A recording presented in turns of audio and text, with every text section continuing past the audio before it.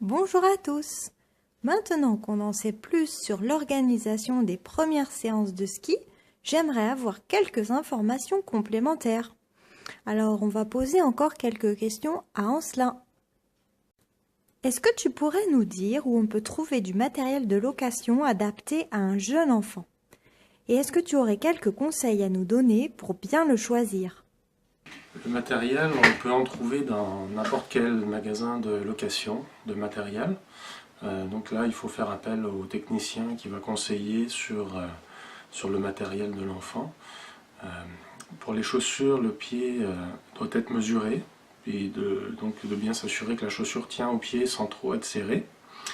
Pour les skis, il vaut mieux prendre aujourd'hui un ski plus court que l'enfant, ça c'est sûr, donc pas des skis trop grands, sinon ça va être très difficile. Les fixations, oui, il ne faut pas trop les serrer, c'est sûr, pour qu'en cas de chute, que le ski déchausse très facilement, mais pas trop facilement non plus, parce que souvent l'enfant, dès qu'il marche avec ses skis, même sur du plat, ça arrive qu'il déchausse, donc là à ce moment-là les fixations ne sont pas assez serrées et ça peut être également un problème. Le casque doit être à une taille adaptée à la tête de l'enfant, bien sûr, pas trop grand, sinon il va tout le temps glisser en arrière ou alors en avant et en cas de chute il ne sera pas très efficace, donc bien ajuster le casque. Dans un magasin de location, le matériel, l'avantage c'est qu'il va être entretenu quand même à chaque retour de ski, il va être farté, affûté. Donc quand on loue des skis, il n'y a pas de problème, ils sont entretenus.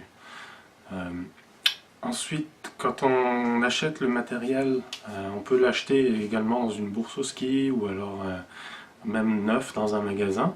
Mais à ce moment-là, ça va être à nous-mêmes de faire l'entretien, de fartage ou d'affûtage des skis. Si on en est capable nous-mêmes, sinon on va le confier au magasin. Parce que des skis mal fartés d'enfants, la neige va finir par coller en dessous et ça glissera plus du tout. À ce moment-là, ça va être très difficile, la glisse va être très difficile. On n'a pas parlé des bâtons de ski. Tu peux nous en dire plus? Au fait, avant, est-ce que tu peux nous montrer s'il y a vraiment de la neige au Québec? Les bâtons de ski, on n'en a pas besoin tout de suite. Surtout pour les enfants, c'est plutôt encombrant au début parce qu'ils risquent de les perdre sous le télésiège ou sur le téléski, c'est aux parents de les prendre. Donc ça ne sert à rien de leur en donner tout de suite. C'est plutôt au moment du virage parallèle qu'on va avoir besoin d'une paire de bâtons donc pour faire le planté de bâton.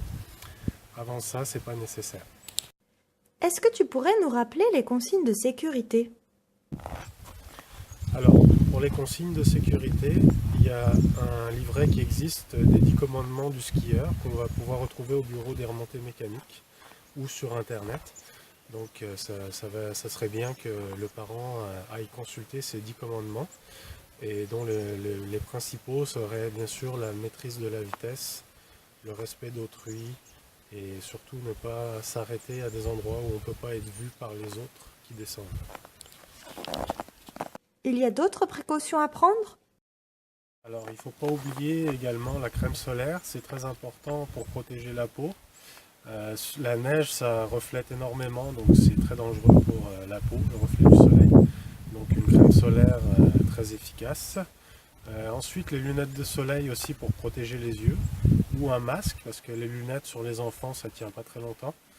Donc ça va être un masque qui va être derrière le casque, ça va ensemble. Le casque aussi également indispensable pour les enfants en cas de chute sur la tête pour protéger évidemment. Voilà. Et pour le froid, comment on peut faire pour bien protéger un enfant? Il faut bien regarder la météo aussi, très important. Les conditions en montagne peuvent changer très rapidement. Donc de passer d'un grand soleil à une tempête de neige, donc bien regarder la météo. Et le vent aussi, ça peut faire baisser la température ressentie énormément. Donc s'il y a beaucoup de vent en montagne, bien protéger le visage, bien le couvrir. Le vent sur la peau du visage découverte, ça peut entraîner des engelures, donc vérifier si la peau n'est pas recouverte, qu'il n'y ait pas que ça ne devienne pas blanc. Donc à ce moment-là, rentrer immédiatement à l'intérieur et pas hésiter non plus à reporter une activité si le temps annoncé est mauvais. Et pour les vêtements? Alors les vêtements, c'est important qu'ils soient adaptés au ski et au froid évidemment parce que les températures peuvent être très froides. Des gants, une bonne paire de gants pour les enfants et même des moufles c'est plus pratique parce que passer les doigts dans les gants des enfants c'est pas facile et on perd beaucoup de temps. Donc une bonne paire de moufles pour les enfants c'est ce qu'il y a de mieux. Une bonne veste imperméable, des couches en dessous pour avoir chaud. Pour le pantalon, un pantalon étanche aussi imperméable avec un collant en dessous s'il fait vraiment trop froid.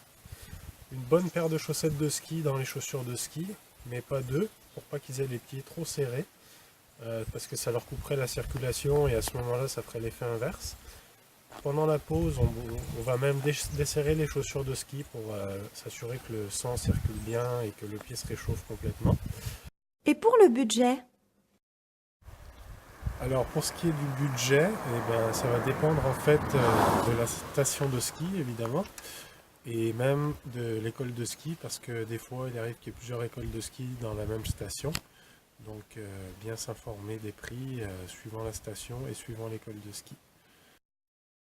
Est-ce que tu pourrais aussi nous donner des idées d'activités qu'on pourrait envisager de faire avec un enfant en station?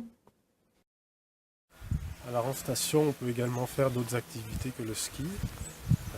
Pour les enfants, on va pouvoir aller faire du patiné à la patinoire. On peut faire du snowboard, on peut faire des raquettes. Dès que l'enfant marche bien, on peut aller faire des raquettes sans problème. On peut faire de la luge aussi, ils adorent glisser, ils s'éclatent. Et en station, on retrouve aussi la piscine, etc. Toutes les activités qu'on peut avoir partout. J'espère que toutes ces informations vous auront été utiles et que vous êtes maintenant prêts pour emmener votre enfant au ski. Merci beaucoup Ancelin et bon ski à tous!